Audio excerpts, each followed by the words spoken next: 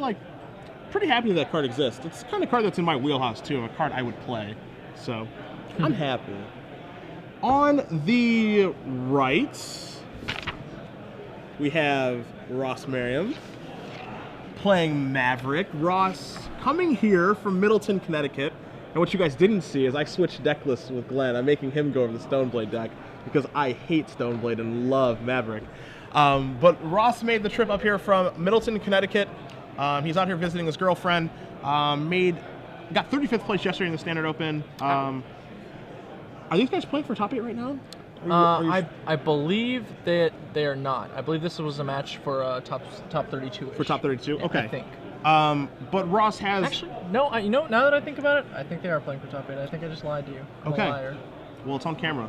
So. Glenn just lied to me. He doesn't care.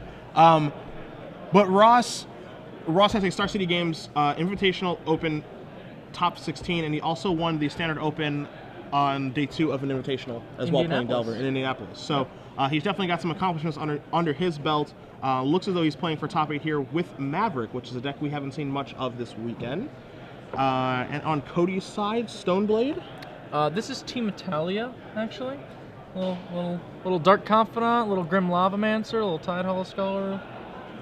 I wish I had that deck list now. I know. I was waiting to just I'm not going to switch slam now. you. Okay. Oh, gosh. Yeah, he's playing a variation on the deck Gerard Champion, which is Team Italia.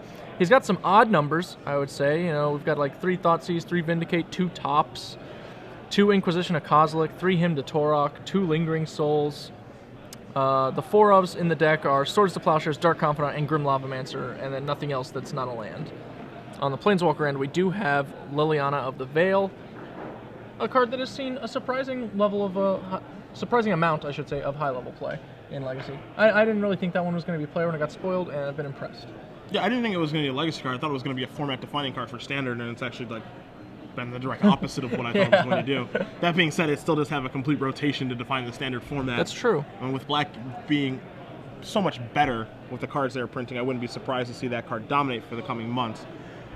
We are in Game 3 here, and in this particular matchup, I mean, Ross's deck list is pretty standard. Just trying to get an idea of what he would potentially sideboard against this deck as he starts off with a Windswept Heath.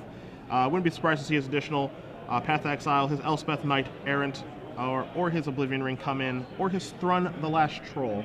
But we will get an idea of how he's sideboarded as we have a Thoughtseize from Cody. And those are all pretty good spells, as spells go. Cody's sideboard contains Engineered Explosives, Nature's Ruined, and Perish as cards I'm pretty sure he would be bringing in this matchup. Other potential consideration, Kitchen Finks, although I don't really like that. I don't think you want to try and battle Maverick on the ground. They're just so much better than you at that. As we see a Wasteland from Ross taking out Cody's first land. Still has a Windswept Heath in play, so...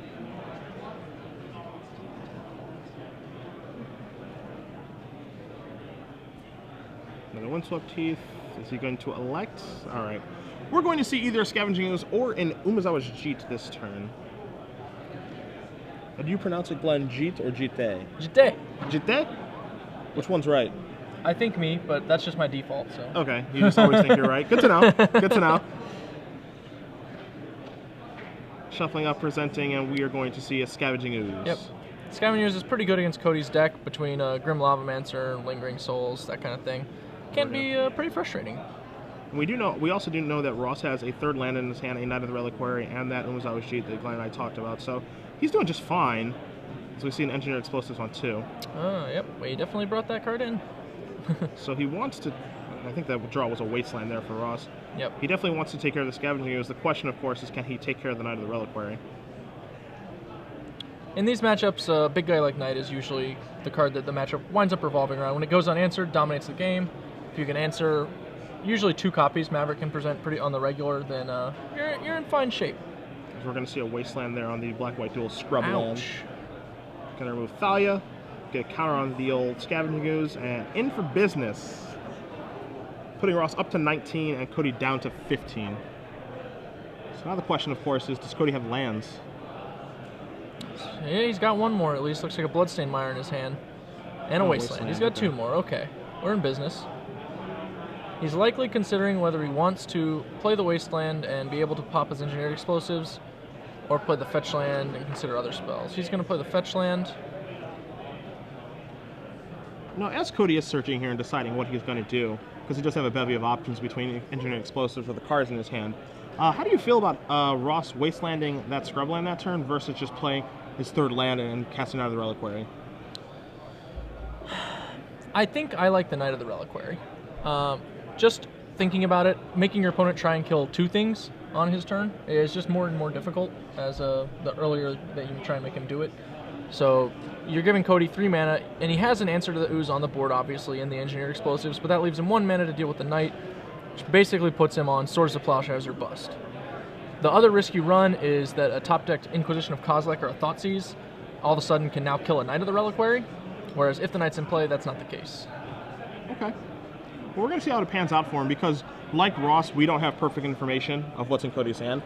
We can't see it in the booth. You guys can't really see it at home. So it'll be interesting to see if the Wasteland pans out as well as Ross is hoping it will, or if he could have played Knight last turn. It would be active this turn. It's also huge because there are like 5 lands in the graveyard too, so it would be a 7/7. Yep. As we see Knight of the Reliquary being cast now. Interestingly, Cody chose to go with the fetch land and immediately fetch, but didn't cast a spell, keeping the engineered explosives open. We have 3 mana. This is going to be a Liliana Veil. Oof. Yep, see, if we had 2 creatures in play at the same time on the last turn, this line would not have been possible even.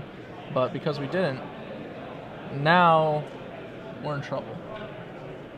And we have, right back in Bigger's face. We are going to have a battle. This is as Thrun the Last Troll just hits the table. I would classify it as a brouhaha. So he's going to want to get a chumper to keep his Liliana in business, but discarding any Lingering other Souls. creature. Ew. That's 2 chumpers. Dude, this is if you're counting. this is back and forth. Not only can he cast Stoneforge Mystic, but he can cast Stoneforge Mystic, search for either Batterskull or Umazawa's Jit, and flashback Lingering Souls. This game is getting out of hand quickly. It's getting rowdy. And yeah, the last card in Ross's hand was Umazawa's Jit too, so now that's off. Ross, you're gonna need a good one, my friend. You are gonna need a good one.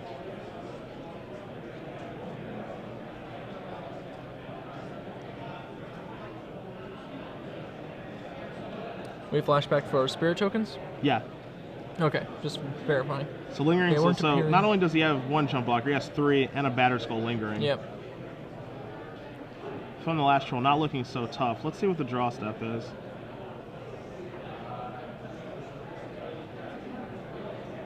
Run's coming in. Likely into Liliana. Yep. Quick block and a Caracas. That's not that bad of a draw, actually. No. Yep, that Liliana not looking so spiffy now.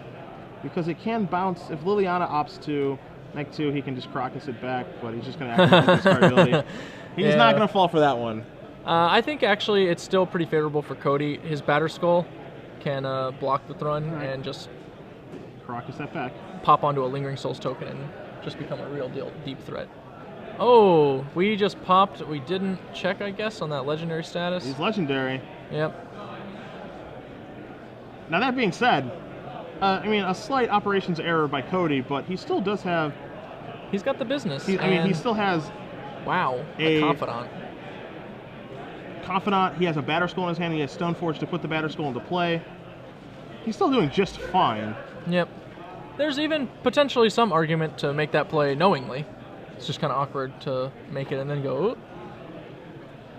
So we've got the Thrun, but no other land, so Caracas is all we have to protect it, and we can't regenerate when we block anything this turn. As we are going to put Batterskull into play. Trigger turn, we have a Bobby trigger that should be going on the stack. Yep. That's going to reveal Perish. That's salt in the wound. I mean, it's good. Like, he still has Caracas to be able to bounce his guy. Sure, I'm just saying, this is going to restrict Ross's plays so much for the remainder of the game. By a lot. I don't think you even perish in this situation. Like the Thrun's not that threatening at the moment. Ross could have very easily Caracas back his own Thrun, but I think he just wanted the perish to actually happen. Yeah. I think that was actually like a reasonable exchange for Ross. Perish will take care of the Thrun basically any time. As we have an attack for 4, 5, 6, 7, 8. 8 damage, and Cody is going to, of course, gain 4 with his Batter Skull. This is going to be one heck of a game for Ross to try to come back and win. We see a Green Sun Zenith in Ross's hand. For 2. Leaving open Cavern of Souls, so I assume we're going to drop Mother of Runes or a Noble Hierarch. We're we're just going to tap it and Pride Mage the Batter Skull. Yep, okay. Needs to start confident to be bad. And there's a Plains. I mean, pretty bad. No damage, but it's not a useful card, as the second card he drew was Swords to Plowshares. 4 damage. For 4, putting Ross down to 5, and we are going to see a Sensei's Divining top to control the draw step. And he's just going to pass back. Cody's hand is a Swords of Plowshares, a Vindicate, and potentially other mystery cards, while Ross's hand is just a Stoneforge Mystic. And now a Horizon Canopy. So Ross is going to cast that Mystic, checking his deck list really quick to see if he had anything else to search for. He has a second Umezawa's Jeet. Yep. No Batter Skull hiding in here. The problem, of course, is that it's going to be pretty hard for that Jit to ever get active. Yeah, he's basically just got to hope that Cody's riding nothing, and Cody is riding a Dark Confidant, so that's all I have to ask for. Yeah. That said, he can survive this combat step, and if he can untap an attack, might be able to wrangle control, but what he doesn't know is that's not going to happen. You see a top activation. Looks like a couple lands and maybe a Liliana. It's either Liliana or Dark Confidant. As he's considering casting Swords on the end step on this Stoneforge Mystic, and that's okay. Ross is going to go up to 6 now. Cody is still in complete control, so we're going to have a Bob Trigger, revealing a Marsh Flats. It was a Dark Confidant. He draws another Dark Confidant. Shove it in for 4, putting Ross down to 2. There's our other Bob. He can control both Bobs with his Sensei's Divining top and a Vindicate in hand to take care of whatever's coming. It's all over except for the singing. That's correct. This is an intense board position from this Team Italia deck. Whew. Yeah, I mean, this game actually went pretty back and forth. Like, Ross's start was really good. You know, like with the Wastelands, the Scavenging Ooze, like felt like a pretty good start. The Thoughtseize wasn't that big of a deal. As we see a concession, neither Reliquary, normally a very good draw. Yeah. Not going to get it done in that situation. I told you had to beat 2. and he did. and he did. So Cody Lingelbach looks like he's going to be going to the top 8.